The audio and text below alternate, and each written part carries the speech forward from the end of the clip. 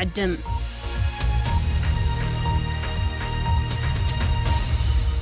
كن سجنتا BBC أفان أوروموتي نولين ترا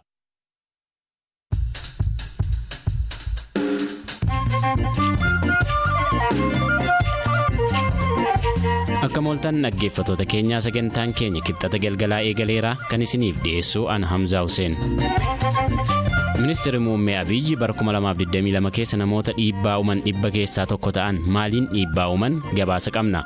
Arsiitti marqi daakuu kuntaala tokkorraa hojjetame raajii uume kun akkamiin ta'e? Garbuu kuntaala tokkootirraa dhadhaa kiiloo 10 irraa barbaree kiiloo tokkorraa soqidda yookaan mi'eessituu kiiloo tokkorraa.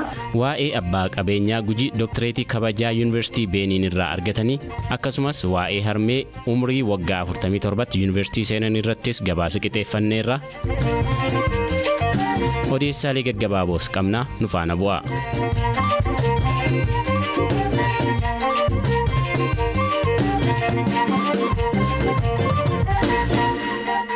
Barruun beekamaa Ameerikaa Taayim jedhamu namoota bara 2022 keessa sadarkaa idil addunyaatti dhiibbaa uuman yookiin dhageettii guddaa qaban 100 ibseera. Kanneen keessaa ministeerri muummee Itoophiyaa Abiyyi Ahmadii fi saayintistii kompiitaraa kataatee dhalattoonni Itoophiyaa lammii Ameerikaa Timniit Gaabur jiru. Eliyaas Mulgeetaa dabalata qaba. Barruun Taayim ministeera muummee Abiyyi Ahmad namoota sadarkaa idil addunyaatti dhiibbaa uuman jedhee yoo tarree keessa galchuu kun kan jalqabaa miti. Amma duras bara 2019 kanneen dhiibbaa uuman keessaa tokko godhee filatee ture. Yeroos atleet Fayyisaa Leellisaan ministeerri muummee Abiyyi akkuma aangootti dhufaniin hojii abdii namatti toru raawwatan eeruun barruu Taayim kanaaf barreesse. Barruun kun ministeerri muummee Abiyyi Ahmad barruu kana keessaa akkamiin akka filate yoo ibsu Itoophiyaa fi Eertiraa gidduu nagaa buusuu isaanii hordofee badhaasa Noobeelii fudhachuu yaadachiise. Dabaluunis lola Tigraay irratti humni waraanaa ministeerri muummee Abiyyi hirmaate badii sarbama namoomaa olaanaan itti gaafatamoo ta'aniiru jedha. Barruu kana irratti ministeera muummee Abiyyi kan ibsite gaazexeessituu barruu kanaa Aariyaan Beekaridha. Beekar humnoonni ministeera muummee Abiyyi miidhaa saala bu'uura godhatee fi himannaan saba dhabamsiisuu yookaan ethnic cleansing irratti dhiyaateera jette. Dabaluunis beelli miiliyoonota yaachise mudateera jechuunis ibsite. Gabaasi kun bahuu hordofee press secretariin waajjira ministeera muummee Bileen Siyyum barruu Taayimiif xalayaa komii ibsu barreessaniiru. Ergaa isaaniin wanti waa'ee ministeera muummee Abiyyi barraa'ee beekaa maqaa balleessuu fi yaadameeti jedhaniiru. Barruun kun haqa dhiisee odeessa isaa maaliif addunyaatti tamsaasu akka barbaade ibsa akka kennu Bilaneen xalayaa erganiin gaafataniiru.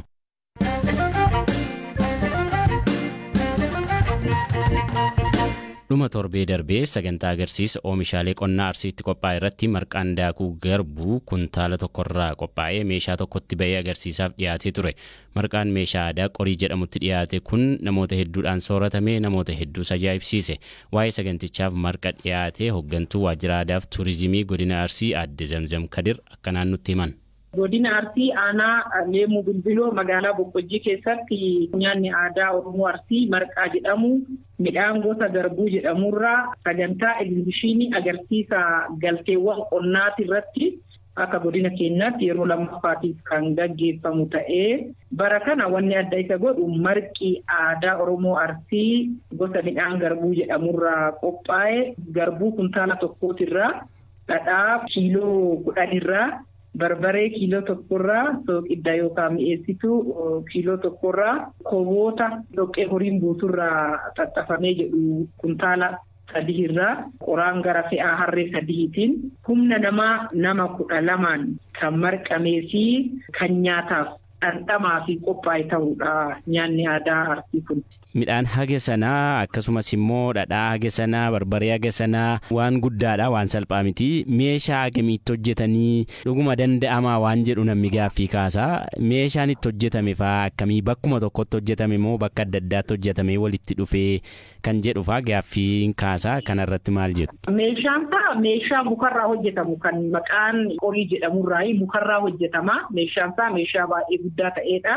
Kan itti marqame immoo qottee yookaan waan supheerraa hojjetamu garuu iddoo tokkotti miti wanti kun kan hojjetamu. Iddoo garaagaraatti hojjetamee bakka tokkotti kan bahe. Nama meeqatu nyaatame marqa kana nama meeqatu sooratee meeshaa sana tokkoon isaa keessaa sooratamoo kukkutanii sooratamoo haala kamiin soorate namni bahe? Namni soorate dhamdhamaaf dhiyaate. Namni sagantaa kanarratti hirmaate guutuun wanna kana erga daawwatee booddee akka dhandhamu godhame jechaadha. Sana beeksisuudhaaf bu'aan irraa argamellee qabeenya keenya yookaan oomisha keenya addunyaadhaaf beeksisuu yaada jedhu kana of jalatti qaba.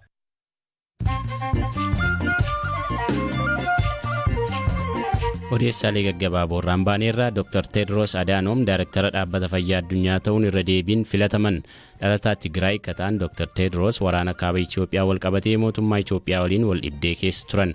Bara 2017 Dhaabbata Fayyaa Addunyaa dursuuf filatamuun dura ministeera dhimma alaa akka turan qondaalli kun isa duras damee fayyaa Itoophiyaa fooyyessuun akkaan jajjamaa turan. Yuunivarsiitii Odaa Bultumitti barattoonni summeeffamuun mana yaalaa seenan oduun jedhu sobadha jedhan hoogganaan sabquunnamtii yuunivarsiitichaa Fiqaaduu Irkoo. በማንኛውም ሚዲያ እየተሰራጨ የተለያየ ሀሰተኛ መረጃ odeeffannoon miidiyaalee adda addaan tamsa'aa jiru sobadha. Yuunivarsiitii keenyatti nyaanni summee hin jiru. Hojiin baruuf barsiisuu akkuma duraatti itti fufeera. Barataan dhibee garaagaraan qabamee mana yaalaa seenuu danda'a. Barattuun tokko dhibee garaachaan qabamtee buufata fayyaa yuunivarsiitii keenyatti wal aanamtee bahuu ishee quban qaba. Kana fuudhanii akka waan barataan hedduun nyaata summeen miidhameetti dubbachuun qaaniidha. Odeessa taanuun Abbo Waddeessaa Yaachisii godina Gujii aanaa Sabbaa Boruutti dhalatanii guddatan. Maatii horsiisee bulaa irraa waan dhalataniif ijoollummaa isaanii gara caaluun loon tiksuudhaan dabarsan. Obbo Waddeessi amma Finfinneef Gujiitti kaampaniiwwan hedduu horatanii qabu. Albuudaaf daldala bunaatiinis qabeenya guddaa horatanii abbaan qabeenyaa kun tibbana yuunivarsiitii biyya Beeniin irraa dooktireetii kabajaa argataniiru. Seenaa isaanii ijoollummaarraa haga dooktireetii kabajaa argachuutti jiru akkanaan nutti himan. Dhaabbilee adda addaa Gujii Haalandii fi Mormoraa bu'aa hoosaalleen akkasumas heelluu yaalle dhaabbilee maatiitiif kan uummataa geggeessa jechuudha. Godina Gujii aanaa Sabbaa Boruu ganda Lollottuu keessatti dhaladhee ijoollummaa kiyyaan tika abbiitiin jalqabee maatii kiyya qarqaarsa akkuma guddadhoonni gara tika looniitti taree gara mana barumsaa dhufiisaaf ammoo baay'ee chaalenjii ture. Maatiin kiyya kan mana barumsaa baradhuu fi naa eeyyenne ture. Sababiilleen horii fi kana akka ani tissee dubarra ammoo isaaniilee dhaaluuf karaa adda addaatiin yaadanaa keessa turanii barumsa kanaan halcheetni gara laafummaa abbaa kiyya gaafadhe baankiileen dubarra naa eeyyameera carraa mana barumsaa galee bara dargii sana gaa kutaa 11 baradheeruun duubatti mootummaan dargii kun waan rakkiseef gara daldalaatii fi gara gaa'elaa deebi'eera taateen hojii kiyyaa kana qabadhe. Lukkuu daddalla achii gara re'ee tarree gara loonii jarree ammalleen meeshaa xixiqqaa adda addaa soogdaa kanaa karambeellaa kanaa daddala xixiqqaa sarara jalqannee ideen isaanii gara daddala midhaaniillee waan hojjetiin hin qabnu yeroo nuuteetillee onna nuutee dhabaattillee addi aduun kutatiin hojii jijjiirataa hojjetaa turre jechuudha. Adda sadarkaa idil addunyaatitti kaampaanii beekamu jiru. Kaampaanii Mormoraatii fi Gujii Haalandii Koofii kana sadarkaa abbaa urjiitiin hootela heelluu yaadaan shaakisa gubbaarra ijaarree hojjechuu jirra. Jeemisoonni kanalleen dameetti baanyee heelluu yaa jeemisoon goonee hojjechuu jirra. Ammalleen dhaabbileen uummataatiin wal qabatee ammoo kaampaanii bu'aa hoossaa kan sheerii baay'ee anaaf maatiin kiyyalee keessaa qabna.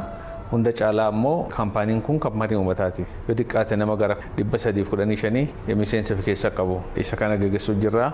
Dhikoo kana ammoo goduu daddala waliigalaa kan jennu kaampaanii waggaa 3 duratti hundeessine yeroo ammaa kana keessa namni 5,000 ol miseensa ta'e uummata baay'ee kan keessa hammatuuf kaapitaala gara biliyoona 3tiin hundeessine yeroo ammaa kana keessa mootummaalee nu qarqaaree kuusaa albuudaa sookoo lafa tana keessatti tokko fayyadanii herregamu godina Gujii lixaa keessatti argantu nu kennanii yeroo kana keessa amma gara mining galiisaa fi qophii xumurreerra. Waggaa addaatiin dura naannoo East Afrikaa kanatti gamtaan barattoota hojii ani hawaasa waliin hojjetaa ture kana carraa hojii gama kiyyaan uumame kana wal qabatee namoota hojii gaarii hojjetee jiru jedhameera taatiin na dorgomsiisanii turan ani hin beekne. Hojiin ammoo fudhatama horatee jennaan madaaliyaa fi waancaa adda addaa biyya Itoophiyaa kana keessa nama tokko ta'ee badhaafame. Warri badhaasa kana kennu qabu badhaasa dogongoraa kennine moo badhaasa sirrii kennine hordofa. Seenaa namaa kana hordofa. dhufanii koreen tun qindoominaa hordofaa turte torbaan lamaan duratti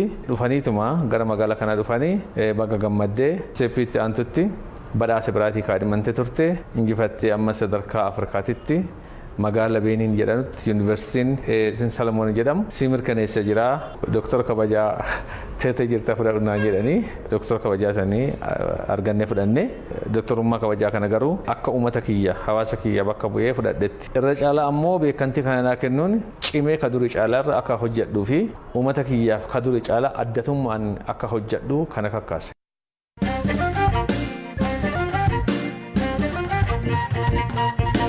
Harmeen ijoollee afurii addee Himanyush Mitikuu Yuunivarsiitii Wallaggaatti barnoota isaanii digirii jalqabaan barachuu jalqabuun isaanii dhagahamuu hordofee dubbii ijoo miidiyaa hawaasaa ta'aniiru.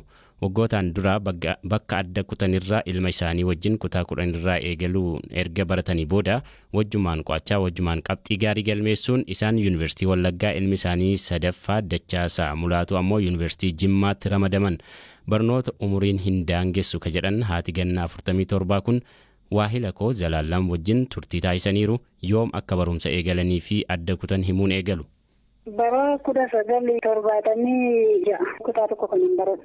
Soonaas kutaa 9 barachaa jiru warri koona heerumsiisanii yaanaa kutaa 10tti darbee jedhu bara 1989 yaanaa Jimmaa Arjoo Gandaa Isakaatti. Barumsa keessaniif jaalala akkamii qabdu ture yeroo sana? Barnoota baay'een jaalladha amman jedhee ammanis iyyuu beeku barnoota.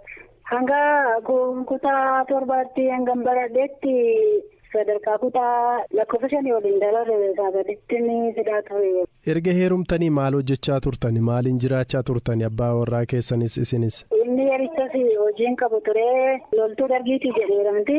Qonnaan bulaa mata isaanii qonnaan qotuyyuu qonnaan warraa isaaniiti tuma jiraannutu bara 94 waardiyyaa wayii dorgomee qumbaatti argate inni. Erga barumsa keessan adda kuttanii maaltu isinitti dhaga'ama ture? Waa'ee barumsaa maal yaaddu ture?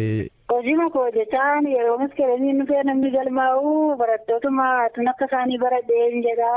Hawwiin koo achuma jira garuu moddoon jireenya koo iddoon barnoota haalli barnoota ammoo hin jiru waan ta'eef hojiituma dhoowwete waan taane waan jira dhugaa sadarkaan baradhutu hin jiru waan ta'eef hojii koo hojjetachaa yoo akkuma namoota rakaa gadhee baradhe kana barachuun hawwan ture jechuudha. Mucaakoo sadaffaa dhalateetu yericha kutaa 10 barataa yuunisuma duukaa jajjabaadhee ijoolleen koo warri durbaa hangafa isaa ammoo barnoota deemanii na bukkeen jiranii mucaa isa boodaa isa duwwaadhaa achi mana barumsaatti duukaa deemanii dileeduma baradheetu guyyaa tokko iyyuu Maaltu sin kakaase ilmuma keessan kana wajjin deemtanii barachuun sinitti tole immoo akka carraatti itti fayyadamtan kana? Akka carraatti otoo hin taane fedhumayyuu barnoota hawwii isaan qaba waan ta'eef ijoolleen waan baratu warri dhumaas barachaa jiru waan ta'eef guddaa isaanii badaa waan rakkisaa jiru hin jiru waan ta'eef abbaa warraa akkasuma jajjabeessee jennaananii barachuun horii hin daangeessa jedhamu mana barumsaatti deebi'e.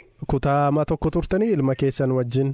Eeyyaa mucaakoo wajjin gaafuma isaanii na galmeessanii akka carraa ta'ee isaan turaagaa koo naa baasee abbaa manaa koo wajjin naqanii na galmeessanii achumaan barsiisaan immoo kilaasima tokko nuu laatee mucaan koo immoo barsiisaa gaaffii gaafachuu jaallata waan ta'eef teessisiin sodaadhaa daree na bukkeetti jijjiirradhu malee naan jedhee jennaan hin daree koo jijjiirradhee wal bukkeetti baranna. Mee barumsa hin daganne yeroo deebitanii herrega fa'aa afaan ingiliffaa fa'aa akkam turtanii daree keessa? Irraanfachuu baay'een irraanfadhee garuu ni duraamoo na keessaan banne waan ta'eef xiqqoo natti cimuu barbaadee kabooddemsaan koo sinqoota waan ta'eef na qo'achiisee isaa wajjin bakka akkuma tokko duriitti nutti deebi'ee barachuutti ka'ee hafuuyyuu hin jaallatu wayitii tokko iyyuu hin gubuusuma duukaan hordofee baradha. Barana kutaa 12 qormaata qoramtane qabxii akkamii fiddan? Qabxii gaarii argattanii? Eeyyee qabxii bareedaan fide. Akka duraanitti 454 ture fiizikii keessa irratti amma immoo 364. Ayyee tole gammachuu akkamiitu isinitti dhaga'ame yeroo yuunivarsiitii seentan abjuu keessa waan milkeessitan? Wanti hundumtiyyuu kan ta'u gaajuma waaqayyootnidha. Waan baay'ee namatti tola maaliif kaayyoon barnootaa silayyuu hojiima qofaaf itoo hin taane barachuun carraa kan argachuu kootti baay'een gammada. Aadde Immanyuush Mitikuu galateeffannaa carraa gaarii jennaanii sagantaa kana xumuruu keenya dura odeessi tokkoon irra isinii buusa.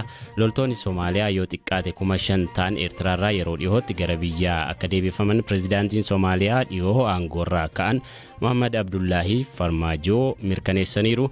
Dhaggeeffattoota keenya odeessa keenya asumarratti xumurraa akka qopheesse Eliyaas Mulugeetaati ogeessi teeknikaa Oskaar Bunga bor walitti deebina nagaan bula.